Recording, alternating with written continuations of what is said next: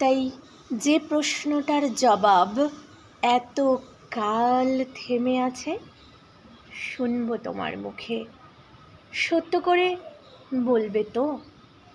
আমি বললেম বলবো, বাইরের আকাশের দিকে চেয়ে শুধোলো, আমাদের গেছে যেদিন একেবারেই কি গেছে, কিছুই কি নেই বাকি?